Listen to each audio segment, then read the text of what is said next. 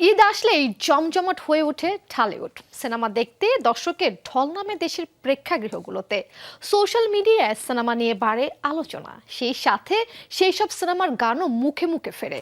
এবার ঈদে মুক্তি পাওয়া 6টি সিনেমার মধ্যে 3টি সিনেমা রয়েছে বেশ আলোচনায়। সিনেমাগুলো ট্রেন্ডিং গান নিয়ে আমাদের এবারের প্রতিবেদন। ঈদকে ঘিরে এরই মধ্যে উন্মুক্ত হয়েছে বেশ কয়েকটি গান। এর মধ্যে কিছু গান শ্রোতা দর্শকরা পছন্দ করেছেন, আবার কিছু গান ফিরছে মানুষের মুখে মুখে। 4 এপ্রিল সন্ধ্যা পর্যন্ত ইউটিউব ট্রেন্ডিং এ জায়গা ধরে রেখেছে এবারের ঈদে মুক্তিপ্রাপ্ত সিনেমার বেশ কয়েকটি গান। জানি না কি করে তুমি এসে হৃদয়ে খুলে দিলে সব জানালা। এবারের ঈদে মুক্তিপ্রাপ্ত সিনেমাগুলোর মধ্যে সর্বোচ্চ 120টি সিনেমা হলে মুক্তি পেয়েছে শাকিব খান অভিনীত ও মেহেদী হাসান হৃদয় পরিচালিত সিনেমা বরবাদ। সিনেমাটি সিঙ্গেল স্ক্রিন, মাল্টিপ্লেক্স দুইখানেই দাপটের সঙ্গে চলছে। ঈদের আগে সবার প্রথমে সাড়া ফেলে এই সিনেমার দ্বিধা গানটি। তবে ঈদের পর চিত্রটা পাল্টেছে।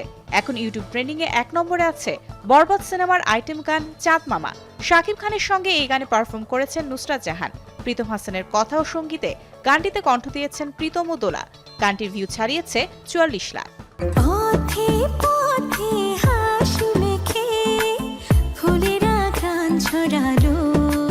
এরপর দ্বিতীয় স্থানে রয়েছে কামরুজ্জামান রোমান পরিচালিত জিন 3 সিনেমার কন্যা গান।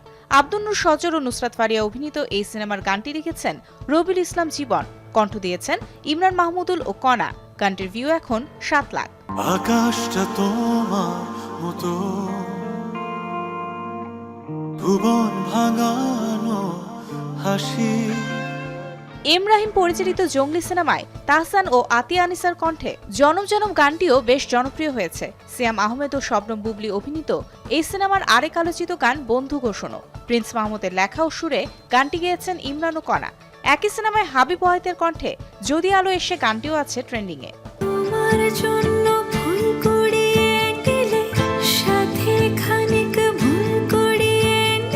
আরও রয়েছে শিয়াব শাহিন পরিচালিত দাকি সিনেমার একটুখানি মন গানটি।